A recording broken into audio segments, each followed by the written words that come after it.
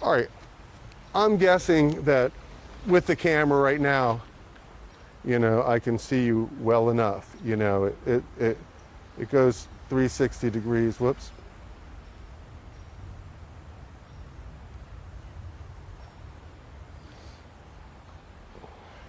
All right. We're just going to start from here. I'll talk, ask some questions. Okay. All right, here it is, Gwadzilla Podcast. I'm down here in Rock Creek Park with my friend Michael Jones, but we don't need to say that he's my friend. We'll just pretend that he's a person who I'm interviewing for podcast purposes. This is Michael Jones, and Michael Jones was a DC bike messenger. Now I'm going to ask you a few questions, and we're going to start rolling. Okay. And I want you to give me like the basic 411. I want you to give me the back of a baseball card stats. How old were you? What year did you start? What company you start with? And maybe a few of those early details, maybe how you got into it, and you know, what brought you to DC. Okay. So, all right, Michael, you ready? Yeah. Let's ride. Let's go.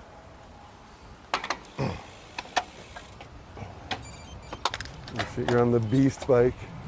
What's that? You're on, well, you don't have the bars at least.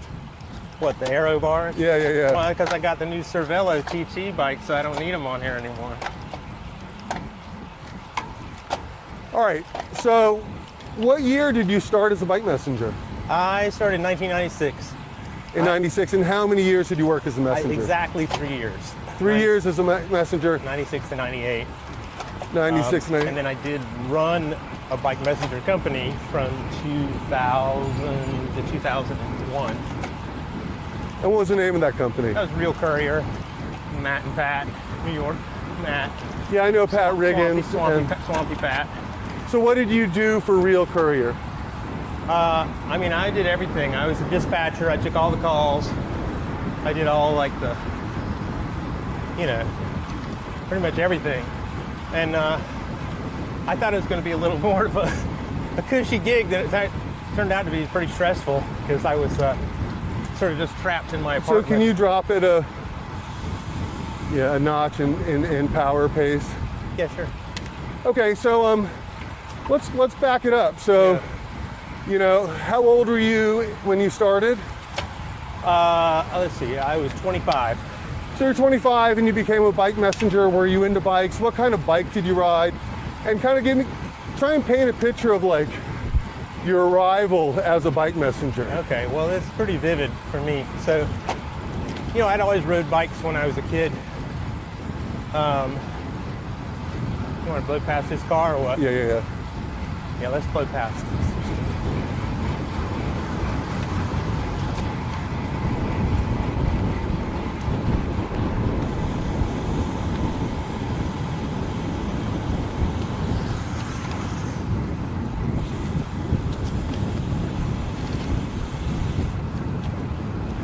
So we're wireless mic. You can keep telling your story. Just keep talking. Yeah, sorry. I was thinking I was like out of video frame. No. You know, I always rode bikes when I was a kid.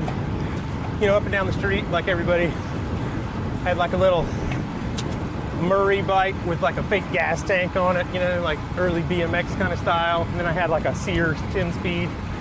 And then at one point my dad swapped the seats. So I had the, you know, the regular road seat on the Murray. And then I had like the banana seat that my dad somehow clamped onto the Sears 10-speed. I don't know why, I just did.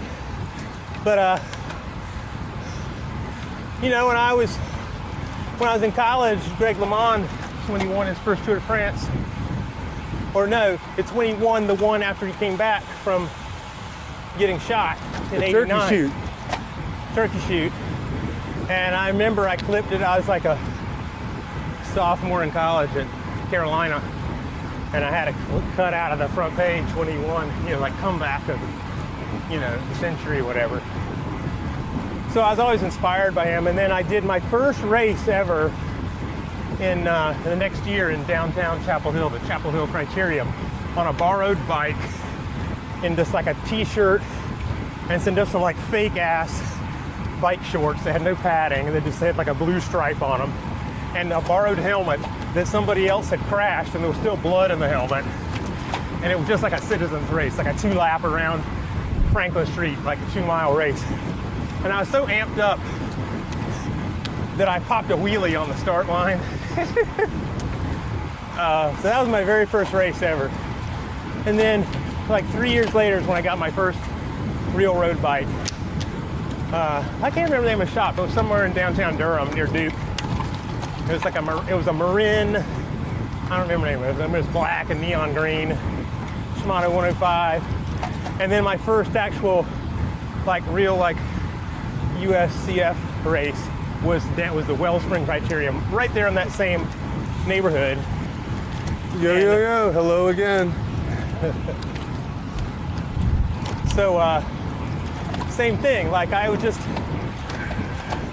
had no skills. I just started riding. In that first race, it was like you immediately went 50 feet and then a left turn, and then it's like a long downhill, sharp turn.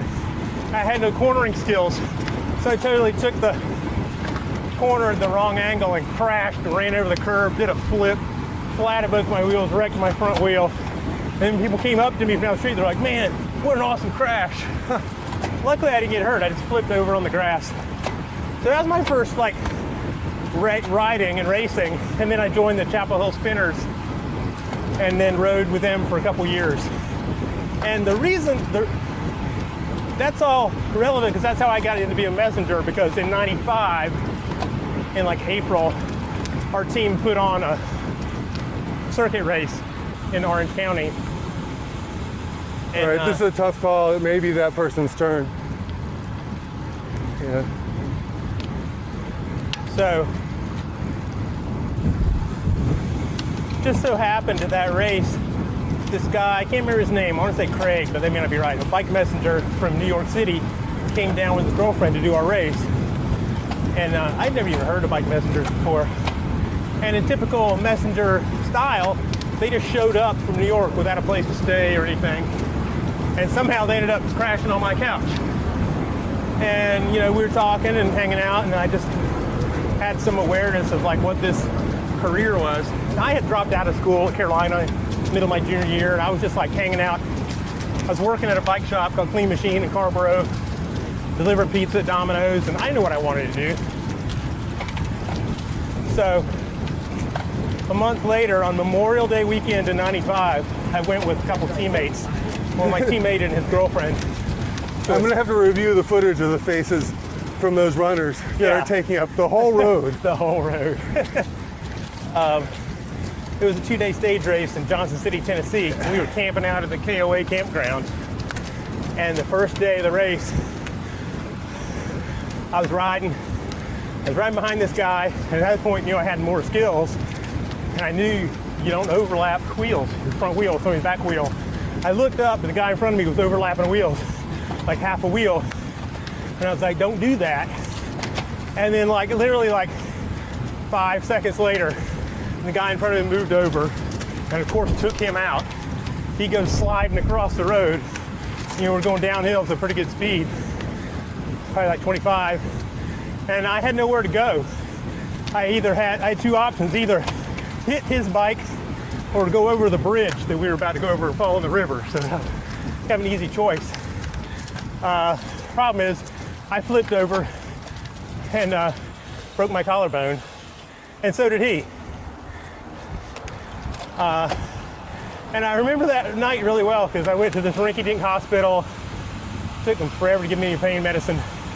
We didn't, for some reason, get the pain medication prescription filled because they'd give me a shot of Demerol. But about 2 a.m. it wore off, and I was screaming in the hotel. So, on your left. This one, buddy. On your left. Sorry, guys. A lot of activity tonight here. It's probably every night, It's not like this every night. I come out here all the time. At this time of day? Just because we're trying to do an interview. Yeah, exactly. Everybody wants to be on tape. Anyway, you care which side I'm on? Doesn't matter. It's probably better. On the other side? Yeah. Swap out. Switch over. So anyway, blah, blah, blah. I had to get somebody from the race hotel to drive me home the next day because I couldn't drive. So I'd driven by myself. I'd met my friends there, but we didn't carpool for some reason. Anyway, that led into this crazy series of events involving early internet, Prodigy, dial-up internet. I met some girl online from Toronto. We ended up talking on the phone for a couple months. Met her here at the youth hostel downtown in like September of 95. And I remember we were hanging out and we saw some bike messengers riding around. Are we writing your biography? You're asking me how I got here, and it's a long story. You can edit it out later. We're literally going to run out of battery, and you haven't gotten to day one of the bike message. I'm not in charge of your battery quantity. Well, we'll switch it up a little bit. Anyway, blah, blah, blah. I ended up, talking to her. She's like, you should move. She's like, you should move to DC. And so I did. So like 3 months later, I moved to DC on New Year's Day of 96. I moved here. I remember I was driving a U-Haul across the bridge, 14th Street Bridge, at the stroke of midnight before it turned January 2nd. And then I quit on December 30th of 98. Just a few months after we hosted the Bike Messenger World Championships. So, long story, but that's how I got here. So it was a 98 and then Real Courier, or Real Courier was Yeah, no, I was a messenger from 96 to 98. Then I got a job at one of my clients, Process at Capital Process. Worked there for a couple years. And Real Courier's still out there, and I occasionally see some Strava that makes it look like, that might have been Armoyo, a friend of mine who's ex-pro. Okay. Like, any of our cycling achievements are like, Yeah. like, oh yeah, when I was racing for Sony, you're like, okay. Yeah, so I dispatched. But he was a bike messenger. That guy we just passed? Yeah, if that was him. There's a lot of us out here. Yeah. Yes, I dispatched for Real Courier from October 2000 to September 2001. Okay, so I haven't had anyone, and you've been so great with the details so far, no one's been able to kind of like explain like the day of a messenger, but I need like the details. People need to know it wasn't an app. Oh no. No, there's no app, there's like, no smartphone. I mean, and people be like, oh, you need to change. It's like, well, you need to explain like, oh, there were courtesy phones in law firms. If you weren't smooth enough to use a courtesy phone, sure, you had to have coins in your pocket. Yeah. You'd call in, and they might tell you you're on the list. Yeah. Yeah, you've been put on the list, but can you talk about... So I worked for 4 companies. My first company was Falcon Express, and I worked for them just because they were willing to take on a rookie like me. And they weren't doing like rush work. They were doing the grunt work of couriers, which was a lot of law library books. So like some heavy cargo. I had my bag full, had my rack on, strapped as many books as I could, swaying side to side. In fact, the books were so heavy, and at one point I developed this temporary palsy in my left hand, and I had to, from the pressure on the nerve, and I had to swap sides for a month to let that recover. So I worked for them for a few months, and then I went to another company across the street, Dependable Courier, for like 6-8 months. And then I switched to I got a job somehow with one of the elite companies, Messenger Express, and it turned into Dynamics, or Dynamics, however you want to say it, with Gary Sweeting was a dispatcher. He was an asshole. I hated him, but a lot of people liked him. But we didn't get along. Probably also partly because I was moonlighting with Best Messenger, and so I was a little slower I was faster than he thought I was because I was double dipping. Anyway, Chi-Chi took over, and that was great for me because Chi-Chi's a cool guy. I really got along with him well. But, it was like, I lived in Columbia Heights.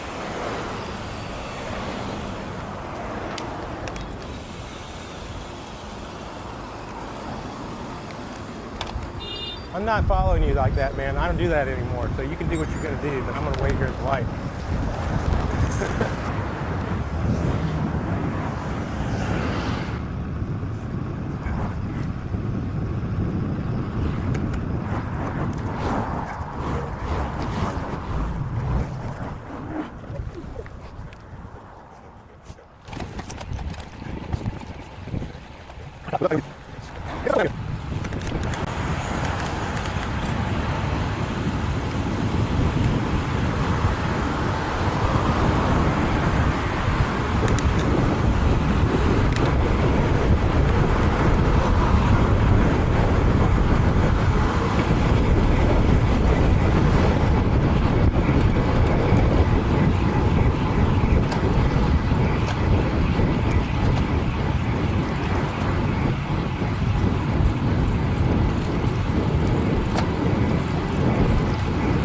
Yo.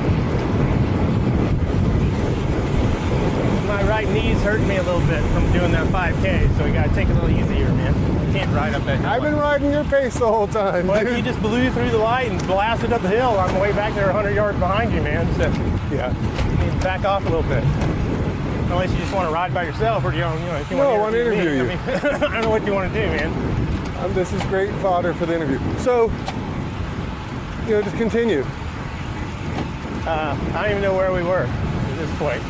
Well, I mean, basically, you've gone back and forth, and you haven't even spoken about you being a messenger as much as you working as a dispatcher. Yeah. I was talking about Chi-Chi. So, anyways, we had Chi-Chi, and we were supposed to start. So explain what a dispatcher is and how there can be an advantage to Well, it. we had probably 30.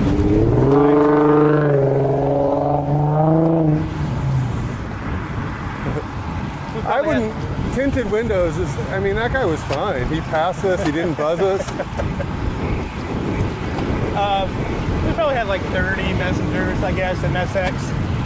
And, we were pretty busy. And we had some rush jobs, double rush jobs. And So no one's explained yet. So basically, dispatcher is they're sitting in the office. receiving phone calls from clients, and clients are telling them, "I need this document taken from us to this place, or picked up from there and brought back to us." No one's explained that yet. Explain. Oh, really? Okay. I mean, I thought it was pretty obvious, but I mean. Well, I don't think it is. All right. Well, let's get up here on Beach Drive. I'll get this guy off our ass, and then we'll talk about it. Let's haul ass to make this turn.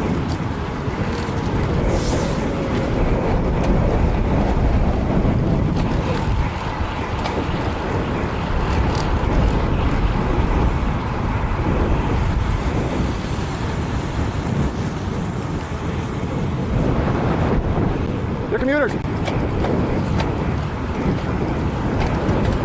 Anyway, different companies had different styles. Ours, we had a magnetic chipboard,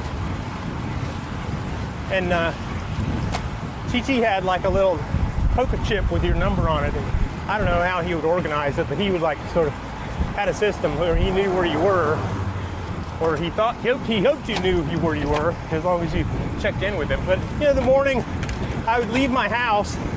So you're saying there was a map of DC, and there was a He didn't have a map. He just had zone. zones, downtown, in the hole, Capitol Hill, Georgetown, whatever. MIA. So maybe he had MIA. He probably did have an MIA that I was on a few times for sure. So we tried to keep it evenly distributed, messengers in each zone, so you'd have somebody to cover calls. You don't want half of your fleet, in Georgetown. Not that you would, but anyway. And then depending on the routes, you might have runs that were 3 blocks away or 30 blocks away. And so his job is to try and manage that, to know how fast and skilled his riders were, and distribute the jobs so that he could get them done on time. So explain in detail the interlibrary loan. Explain what a law book is, and that you had. Well, there's so many law firms downtown, and at that time, they literally were looking up statutes, looking up precedents, and they have these huge leather-bound books that they would borrow from each other, and for different cases they needed information. I don't know why they all didn't have the same set, but they didn't. I bet you some law firms didn't have any law library. Yeah, maybe so. They're also, one of the surprising things I discovered was, because I did it a lot for these firms, is you can check books out the Library of Congress. You can leave the Library of Congress with some books, because I would go in there and pick them up and leave. And I didn't think that was possible, but it certainly was. I don't remember the specifics about it, but anyway, it was allowed. So I did a lot of that. Now, did they have, like, I can remember I did interlibrary loans, and there was that paper you wrote on the top layer, Yeah. and it printed through on 3 other copies, so there would be like the original. Yeah. And then you do the drop, and they'd sign that, and then you'd have no books, and then you'd have to bring back the return slip. Yeah. Let's take a ride in here in Kensington. Okay. What's my light doing? I don't know. I'm still flashing, so our battery's still good. Yeah. But why don't we It'd be a little more chill if we go this way. well, hold up, slow down. Let's we'll pull over here, and I'll change Watch the out, battery. Dude. Just so. Yeah. I mean, that guy, it's nice that they're stopped for us, but, I can't read their mind. In the end, like, Yeah.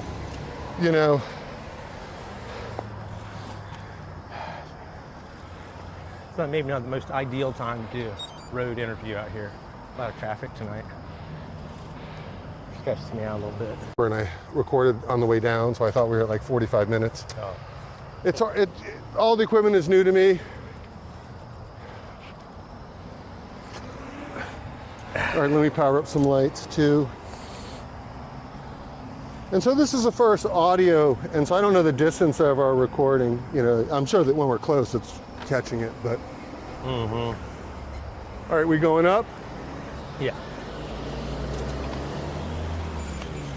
And I'm not getting my big ring, so, well, not that I need it, but it's just frustrating.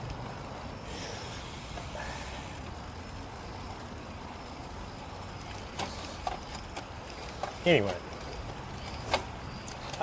there were 3 main categories of deliveries. There's regular, rush, double rush. The regular is like you usually had it. Then there was some like this like anytime today, but that was not common. Somewhere like regular is like we'll be there in an hour. You'll have it delivered in an hour. You call in at 1:30, we'll have it delivered by 2:30. A one-way, not a round trip. So how many deliveries would you do a day? On a good day, 30.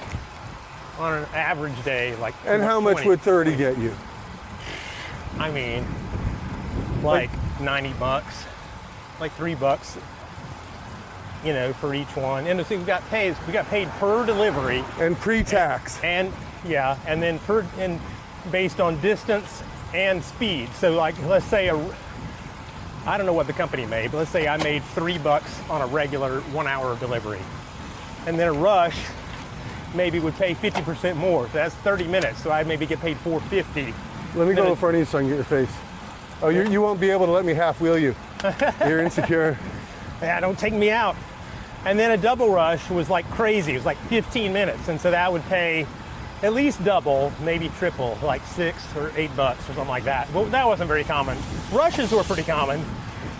And then like a rush round trip would be both ways in an hour. Regular round trip is like 2 hours. I don't know if I had a double rush round trip, maybe, but. But you weren't really driven by the money. You weren't trying to make money. Like, you weren't hustling, you weren't. I mean, to a certain extent I was, but I mean, it was limited. That wasn't my only motivation. I could have worked harder. I just thought it was fun. Yeah. I mean, the whole thing was like, my whole motivation moved here. I'd broken my collar. I'd been racing for 2.5 years. Broke my collarbone. Let me just go in front of you. Rehabbing. And then I thought, well, I'll go to DC. I'll be a mic messenger. I thought it would be more profitable than it was. I worked for 2 or 3 years, save up some money, which did not happen, and go back to Chapel Hill and go finish school. I did end up going back to school in late 2001 after I stopped dispatching for Real Courier at University of Maryland. Yeah, and then I got really into like the courier scene. It was a real subculture.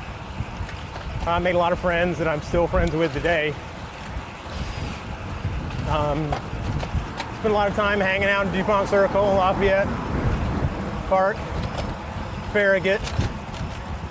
Not so much McPherson, that wasn't really popular, but probably bounced between Farragut and DuPont most of the time when there wasn't work. Also a lot of time in Starbucks in the wintertime.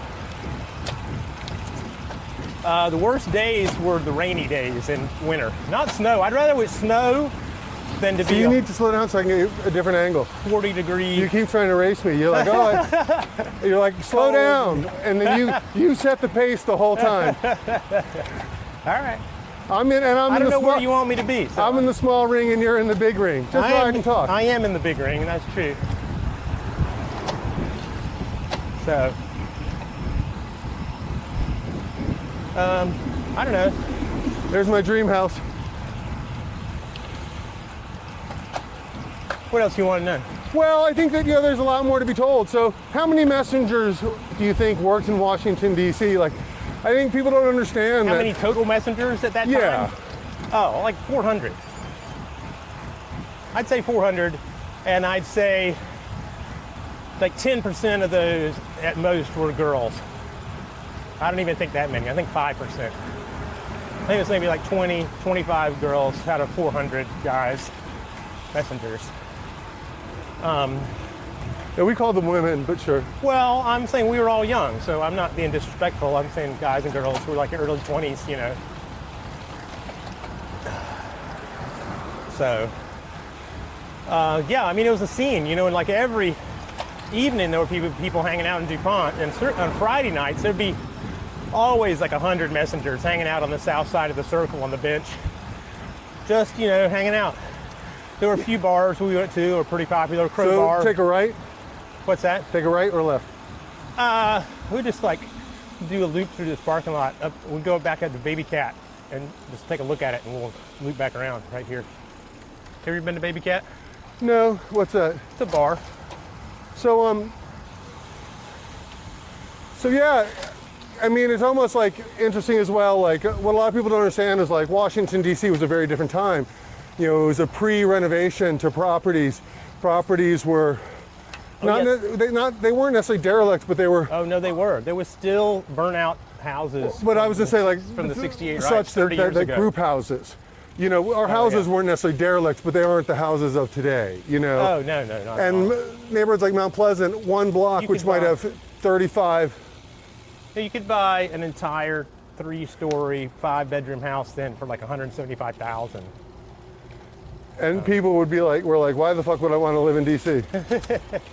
But a few years later, just a few years later, it took off, and then it never really looked back. But yeah, that's what I did. I lived in group houses. I always thought that was a weird term. It sounded to me like an institution or something. I didn't know, but that was just the term that they used here in D.C. Group house, so just shared housing. So we go on the same route we just go came? back, yeah. Yeah, so basically, yeah, they were Go up here and then go back down to the left. The next one, we'll go around the mansion. Okay.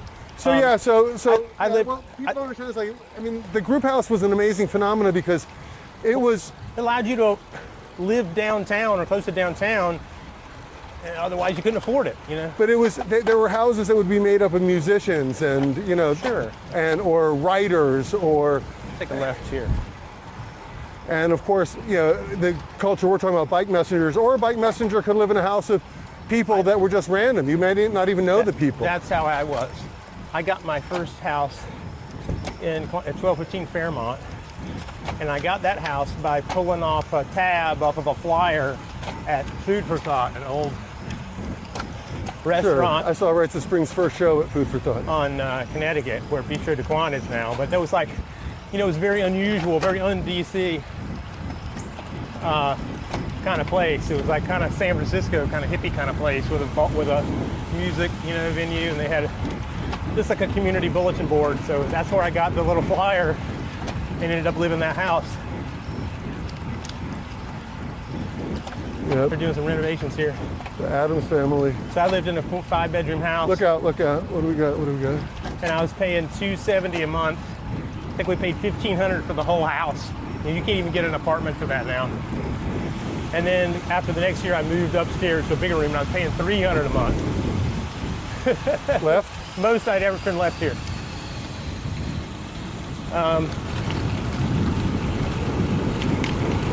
And right, Let's begin.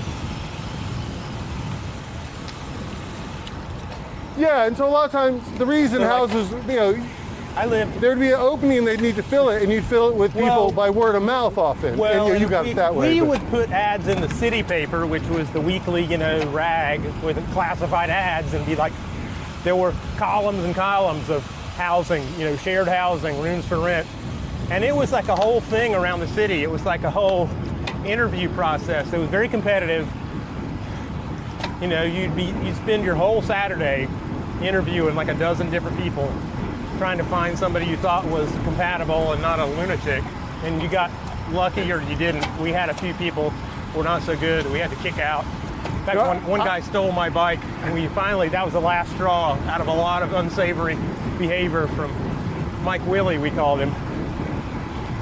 But I remember there was a guy worked in the New Zealand embassy, lived with us. Just a whole cast of characters, I had 20 different roommates in 2 years in that house. And that was a lot of it because people were just coming and going, and it was such a sketch neighborhood at the time. We wouldn't make anybody sign a lease. We just wanted anybody to fill the space. And so we'd have somebody come in for 1 month, 2 months, 3 months. Push it over. You get too close. I have limited angles of the video, We're counting on the two-way radio to give us a gap. Yeah. But so if I'm here, I can zoom in and zoom out. But if we're too close, I can only get you with fisheye. I got you. Yeah, so it was a bunch of things. Yeah, it was less expensive to be in your early 20s and live in DC because of things like group house living. Since those aren't options, you have to get a 1 bedroom or whatever to live in DC these days.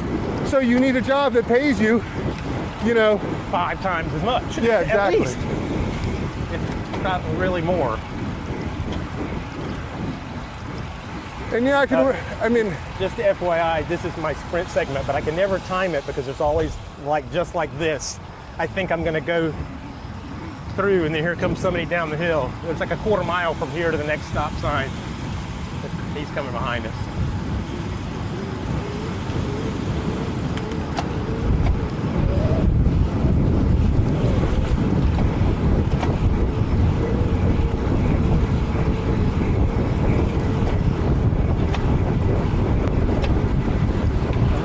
Top 10 all time on this quarter mile segment here. I hit like 31 on it last night. I think I got to get like 34, 35 to get the KOM, but we'll see. One of these days, I'll time it when that. Are you reciting Strava data on my podcast? Yes, I sure am.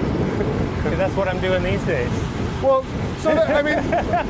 we can take a logical leap and we can talk about one thing. And it is interesting that you started racing and messenger work. Yeah. And then maybe, in my mind, you took a break from racing. I did. But there was the death of a mutual friend. Yeah. And maybe you want to talk about that and how that inspired you to get back into racing. Yeah, absolutely. I kept on riding and racing some. When I went back to Maryland, I was on the collegiate cycling team, the club team. That was really fun. And then did a little bit of racing off and on after that until about 2010 was the last race I did. And then I didn't do another race for 12 years.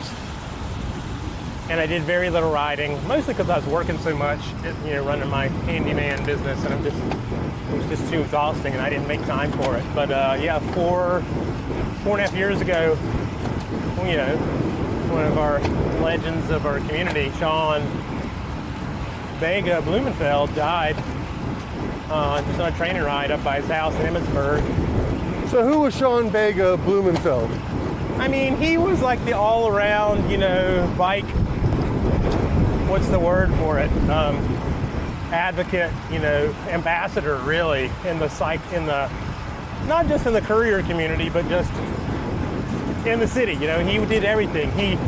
He raced, he ran a courier company, he sponsored and coached a women's pro team.